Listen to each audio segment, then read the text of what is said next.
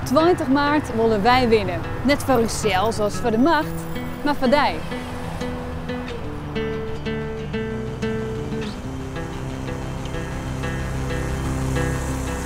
Omdat het goed werk en een betaalbaar huis hebben in het dorp of de week 13 headlight.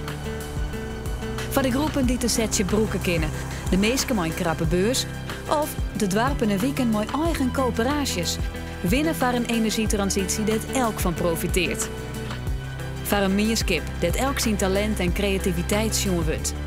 Van leefbaarheid, sociale cohesie en piekenvelmomenten. Zo hebben wij als PvdA culturele haatstijd initieerd en zo willen we dat zelfvertrouwen en die energie ik trots zetten blinden. Voor de screes-estimaten, maar een landschap dat de vogels en orenbisten wen thuis hebben. Voor de nieuwe generatie. Mijn nieuwe baan en een skinnerloft zonder gif van CO2. Maar vernijend vervier, werk in een circulaire economie en ruimte om energieke en innovatieve oplossingen te bedenken.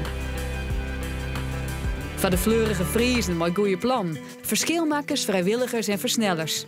Wij willen winnen van Jimme, voor die. PvdA Friesland is de grootste supporter van die dromen en ambities. En dook is het verschil mooi. Ze gaan stemmen op 20 maart. Dan winnen we mooi elkaar. Do, wij, Friesland.